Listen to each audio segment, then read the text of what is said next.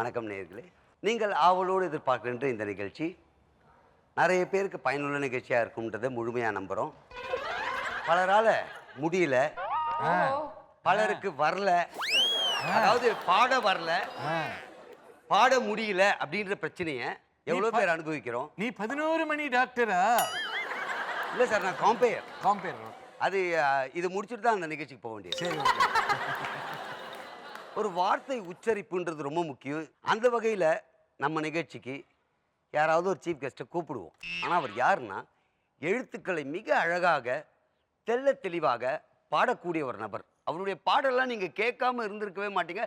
நிறைய பாடல்கள் சத்தியமாக அவர் பாடல. யாரோ பாடின பாட்டை பல மேடையில் பாடி அவருக்குன்னு ஒரு பேர் வாங்கின ஒரு அருமையான பாடகர்.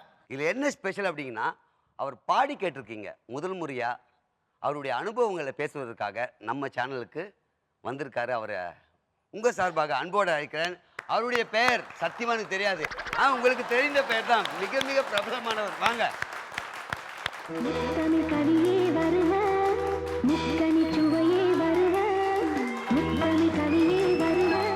யாருமே பெருமையில பிரியாணி போடுற மாதிரி. வணக்கம். உள்ள வந்தா ஏசி ஜாஸ்தி, கோல்ட் எஃபெக்ட் இருக்க தான் செய்யும். இருமி காட்டக்கூடாது, இருந்தாலும் பரவாயில்ல.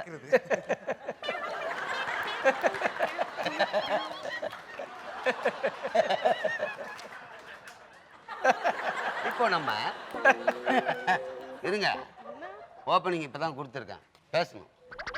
அதாவது நீங்க முதல் முறையா நம்ம சேனலுக்கு உங்களுடைய அனுபவங்களை பகிர்ந்துக்க வந்திருக்கீங்க. அதற்கு முன்னாடி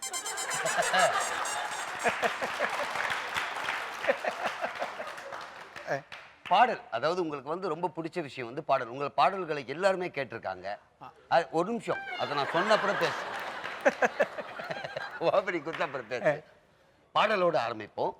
உங்களுக்கு பிடித்த பாடல் ஏதாச்சும் மாத்தாய்?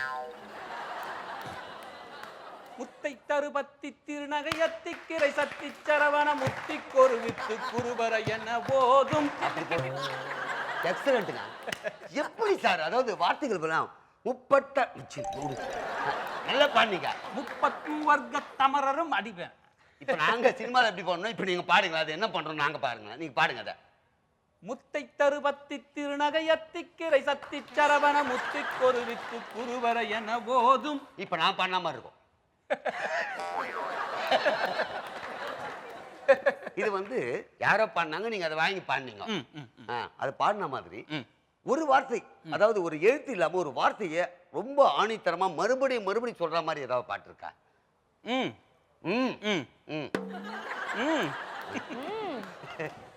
கக்கா கிக்கி கூக்கு கக்கா கிக்கு குக்கு கேக்கே.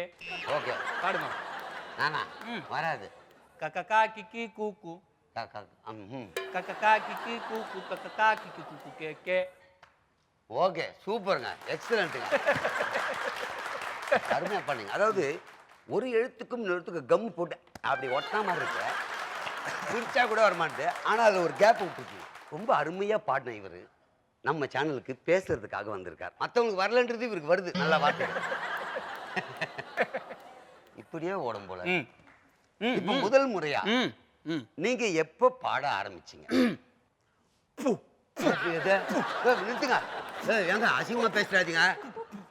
புரட்டாசி மாசத்துல 15ஆம் தேதி யாரு சனிக்கிழமை பாட ஆரம்பிச்சேன். புரட்டாசி மாசம் சனிக்கிழமை பாட ஆரம்பிச்சோம்.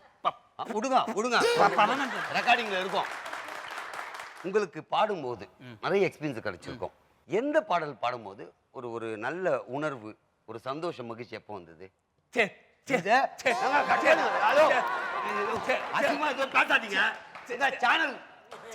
தெரியாதா உங்களுக்கு?